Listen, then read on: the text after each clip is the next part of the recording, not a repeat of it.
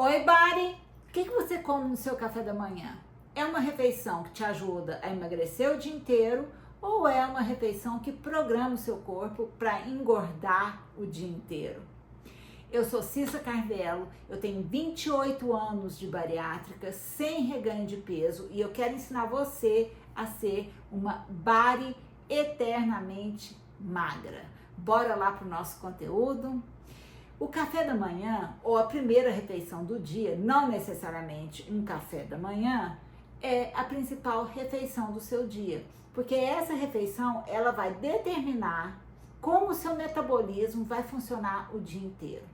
Por isso é tão importante entender o que você deve comer na primeira refeição do dia. Ah, se você não toma café da manhã, não tem problema, pode ser o seu almoço. Ah, se eu tomo um café da manhã tardio, lá pelas 10 da manhã, não tem problema também. O que nós vamos estabelecer como critério aqui? Nós estamos falando da sua primeira refeição do dia, da forma como você quebra o seu jejum. Você dorme, acorda, qual é a primeira coisa que você vai comer? É dessa refeição que nós estamos falando. Se você gosta desse conteúdo, já compartilha com suas amigas Bari, dá uma curtida aqui nesse vídeo, comenta qual é o seu principal desafio com a bariátrica e eu vou te ajudar da melhor forma possível. Vamos voltar lá para o nosso assunto café da manhã. A primeira refeição do dia, ela deve ser rica e construída em torno de proteínas, fibras e gorduras boas. Tá? Por quê? Eu falei carboidrato? Não falei. Aquele pãozinho que a gente gosta de comer de manhã, aquele bolinho, aquela quitanda, não está aqui nesse grupo. Proteína, fibra, gordura boa. Por quê? Porque de manhã o que a gente precisa é dar para o corpo condições de saciedade o mais tempo possível e evitar um pico glicêmico. Cissa, o que é um pico glicêmico? Pico glicêmico é o que acontece no nosso corpo quando a gente ingere carboidratos e açúcares. Carboidratos e açúcares, o que são?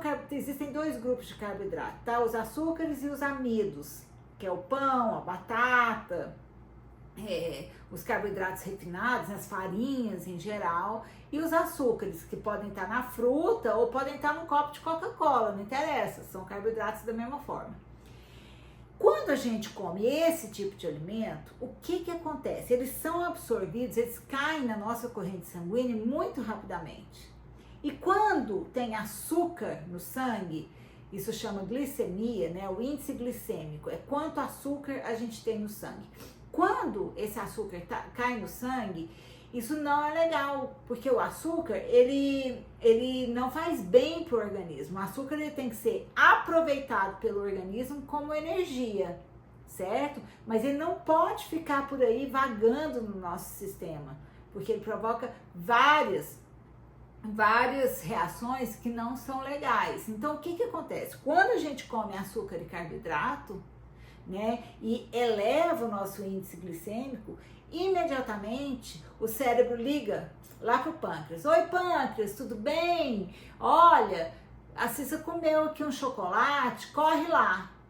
Aí o que o pâncreas faz? Aciona as células beta e essas células produzem um hormônio chamado insulina, tá? Então, comi açúcar, comi o chocolate, pâncreas secreta a insulina para combater esse açúcar aqui, tá? Porque o que a insulina faz? Ela é como se tivesse assim, uma chavinha que abre a célula, pega aquele açúcar que está disponível no sangue, joga lá dentro da célula para a célula funcionar. É energia, a célula usa aquele açúcar como energia. E esse açúcar é a nossa forma, nosso combustível preferencial, preferido. É o primeiro que a gente usa quando está disponível. Então a insulina faz isso. Então glicemia alta, insulina alta, né? Aí o que acontece? A insulina faz muito bem o trabalho dela, muito bem, muito eficiente, e aí a glicemia cai.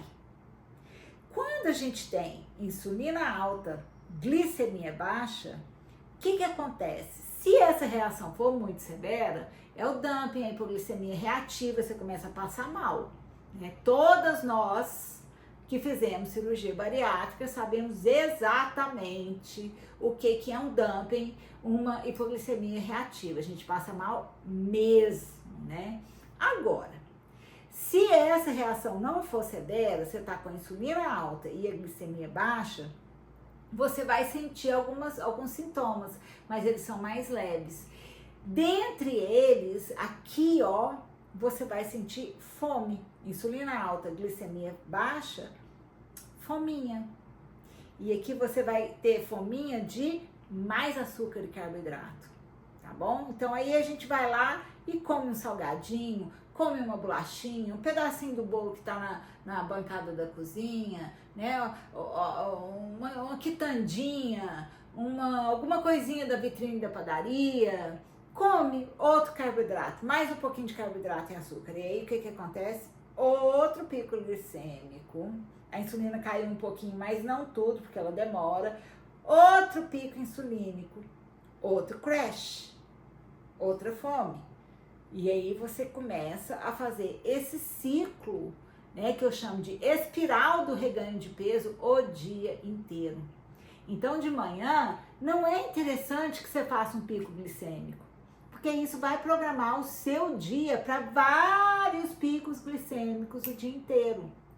E a gente não quer isso, porque a insulina, ela é muito eficiente, muito legal, mas não é desejável que você tenha insulina circulando no seu sistema o tempo todo. Por quê? Porque se você tem açúcar disponível e as suas células estão precisando de açúcar, ela vai ser super eficiente, vai pegar esse açúcar e vai dar lá para a célula. Agora, se a célula está satisfeita, ela não precisa mais de energia, o que a insulina vai fazer com esse açúcar? Já que ele não pode ficar circulando no seu sangue, ela vai depositar nas suas células de gordura. Sabe aonde que ela vai colocar esse açúcar? Na pochete, no culote, na gordura visceral, a gordura que fica entre os órgãos, vai crescer naquela barriga, né? Que é prejudicial, muito prejudicial à saúde, né?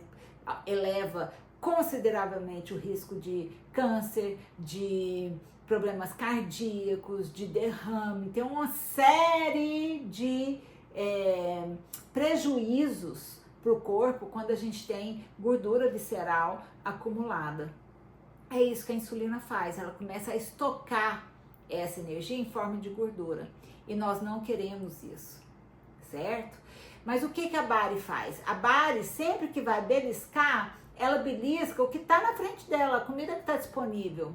E normalmente a comida disponível, ela não é uma comida útil para quem fez bariátrica, porque a comida que fica disponível o tempo inteiro, que não precisa de preparo, ela não precisa de geladeira, é a comida que está no pote, a comida que está na gaveta do escritório, a comida que está guardada dentro da bolsa, ela é normalmente carboidrato e açúcar, porque são comidas de fácil conservação. E essas comidas vão provocar esse efeito montanha-russa que eu acabei de explicar e vão colocar o seu corpo em modo de armazenamento de gordura o tempo todo. Então, quando a gente vai fazer esses lanchinhos, a gente precisa entender exatamente o que a gente está fazendo. Por isso que o ideal é que você nem inicie essa espiral do reganho de peso, que você nem inicie esse efeito montanha-russa o dia inteiro. E como que você vai evitar isso?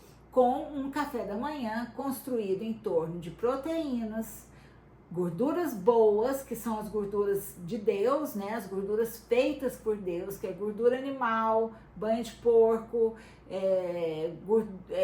azeite de oliva, manteiga de leite, gordura das frutas, igual o avocado, o abacate, por exemplo. Então essas são as gorduras boas, então você vai comer proteínas, gorduras boas e fibras. As fibras estão nas folhas, nos legumes, nas carnes, nas frutas, né? É isso que você tem que comer de manhã. Ah, Cissa, mas fruta não é carboidrato? Sim, boa pergunta. Sim, a fruta é carboidrato. Ah, então como é que eu faço para comer minha fruta de manhã? Eu gosto de começar pelo mamãozinho. Eu como só uma frutinha e meio pãozinho de manhã. Você está comendo tudo errado, tá? Você quer incluir fruta e pão no seu café da manhã? Ok, vamos te ensinar como é que você vai colocar isso na sua refeição. Você vai colocar por último, você não vai começar o seu café da manhã pela fruta, você vai terminar o seu café da manhã com a fruta. Então você vai comer as proteínas, as fibras e as gorduras primeiro e por último você come a fruta. Por quê? Porque toda vez que você for comer um carboidrato, você vai lembrar do que eu tô te falando agora, você vai vestir o seu carboidrato. Você não vai comer aquele carboidrato peladão, nu, nude, não. Você vai, sempre que você for comer um carboidrato, você vai comer acompanhado de gorduras, de proteínas e fibras. Porque dessa forma, você vai diminuir a velocidade de absorção desse carboidrato. Ele vai ser mais gentil no seu corpo, entendeu? Então, se você quiser incluir um carboidrato no seu café da manhã, seja uma fruta, um açúcar ou seja amido, você vai fazer isso por último e nunca em forma líquida. Você não vai tomar café, açúcar no seu café. Você vai escolher o seu açúcar, não é para você tomar com café, o seu açúcar é para você ir numa confeitaria, comer um bolo maravilhoso. Você tem que ser inteligente na hora de escolher, fazer as suas escolhas alimentares. O que você prefere? Você prefere tomar café com açúcar o tempo todo? Ou você prefere comer uma sobremesa maravilhosa o dia que você tiver com vontade de comer um doce? Não é? Não é verdade? Não é muito mais inteligente você escolher o seu açúcar assim? Então, caloria líquida não é bom negócio para body, porque aquilo vai direto para sua corrente sanguínea, vai colocar sua insulina lá em cima, vai te colocar em modo de armazenamento de gordura. Isso não é legal, não é bom pra gente, tá?